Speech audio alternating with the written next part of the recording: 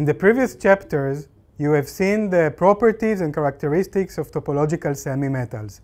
Now, let's see what is actually realized in the lab and measured in experiment using different technologies.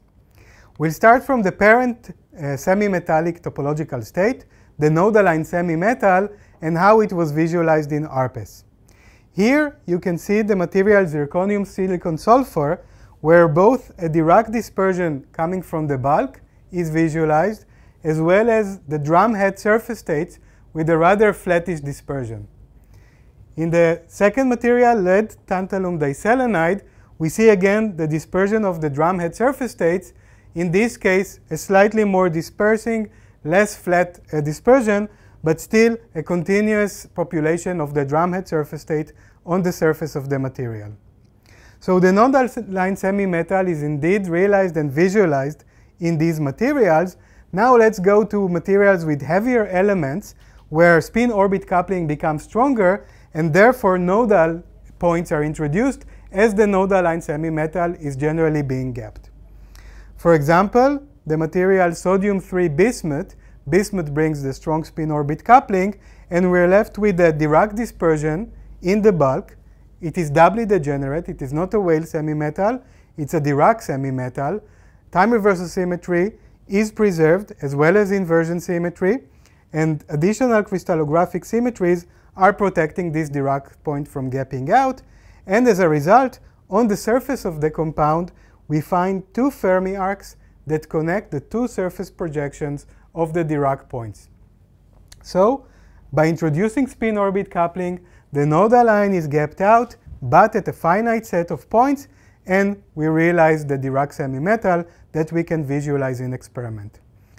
What we'll do next is consider either time reversal symmetry breaking or inversion symmetry breaking that will lift the double degeneracy of the Dirac semi-metal, and by this realize a Weyl semi-metal. We start from tantalum arsenide, the first material that realized the Weyl semi-metal, and this is how it was visualized in 3 different measurements using ARPES. What we can see is the surface dispersion of the surface states in tantalum arsenide over the 0, 0, 1 surface. It is rather complicated. We have both trivial and topological surface states, but among them we can identify these unique Fermi arc states that connect the surface projection of the nodal Weyl points. So by this we can visualize and verify the existence of Fermi arcs, and therefore the characterization of this material, tantalum arsenide, as an inversion symmetry broken Weyl semi-metal. We can also measure the spectroscopy of the Fermi arc states using scanning tunneling microscopy, and in particular quasi-particle interference, which is what you see here on the slide. What we see is again a very complicated pattern coming from the complicated surface band structure of tantalum arsenide. Among all these scattering patterns that we see, we can identify processes that originate from Fermi arc states. In particular, in this case, these leaf-like structures that peak beyond the central ellipse are involving scattering to and from Fermi arc states. In tantalum arsenide, the Fermi arcs occupy a tiny fraction of the Brillouin zone because the Weyl nodes are not very separated from one another. This was markedly different in the first time reversal symmetry broken Weyl semi-metal that we'll see next. This is the case of cobalt-tin sulfur that turns ferromagnetic below 175 Kelvin, and once time reversal symmetry is broken, the doubly degenerate Dirac bands are splitted into individual Weyl nodes, where you see the nodes are now very much separated in the Brillouin zone and therefore give rise to very extended Fermi arc states. This is indeed what is visualized in cobalt-tin sulfur using ARPES, where we see both the Weyl dispersion in the bulk, with the Weyl node residing very close to the chemical potential, and on the surface we find this triangular structure very much extended across the Brillouin zone that signify directly the existence of surface Fermi arc states. This picture repeats itself also in scanning tunneling microscopy, again using quasi-particle interference, where we see these hexagonal structures that extend over the whole Brillouin zone and again signify scattering to and from Fermi arc states that extend again across the Brillouin zone in cobalt-tin-sulfur, serving as a strong spectroscopic visualization of the Fermi arcs and Weyl bands in this material. Let's now look at the magnetotransport response of these Weyl semimetals to current and magnetic field. Starting with the most unique effect of Weyl semimetals being the chiral anomaly. In it again, we apply a magnetic field at the direction of the injected current and look for negative magnetoresistance response. Here you can see, for example, the response in cobalt-tin-sulfur, the ferromagnetic Weyl semimetal, where when we apply the magnetic field parallel to the current shown in red, we get indeed a negative magnetoresistance, while when we apply it perpendicular to the applied current, we immediately regenerate the positive magnetoresistance effect, signifying possibly chiral anomaly in this compound. And as you can see, this effect was repeated in several other magnetic and inversion symmetry broken Weyl semimetal.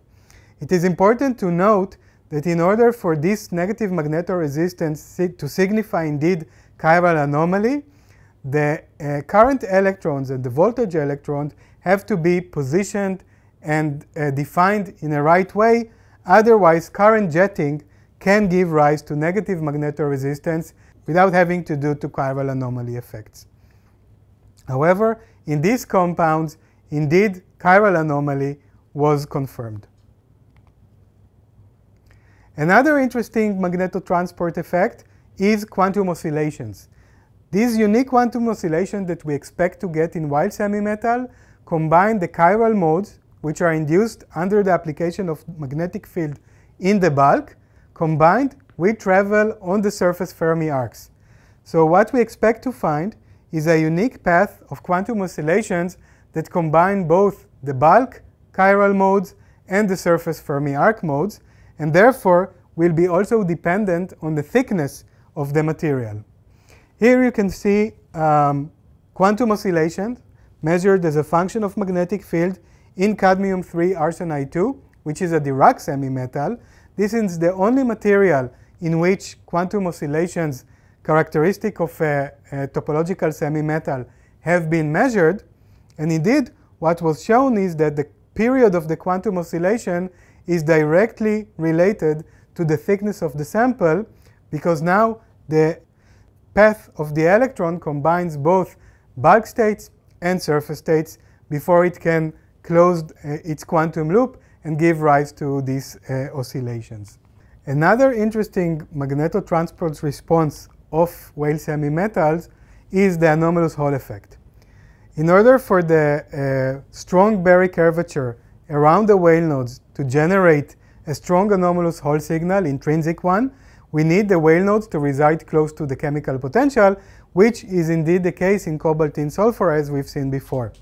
What is observed then is a very strong anomalous Hall signal under the application of a very weak magnetic field, which again comes from the Berry curvature of the Weyl bands. And you can see in this phase diagram how separated the effect of cobalt-tin-sulfur, how much stronger it is relative to many other materials because of the intrinsic contribution of the Berry curvature. Lastly, very interesting to note that in spatial mapping using again scanning tunneling microscopy, we can even visualize an additional density of states which is localized on the steppages, crystallographic steppages in this material that could possibly signify chiral edge modes that are generated on crystallographic steppages because of the presence of strong intrinsic Berry curvature. So what we have seen so far is that we have quite several realizations of an inversion symmetry broken Weyl semimetal with characteristic Fermi arc states visualized in ARPES, in STM, and the expected magnetotransport response, and a few realizations of magnetic Weyl semimetals. Still, not all the predicted properties and phenomenology has been visualized in experiment, and more work is still needed in order to encompass all this richness.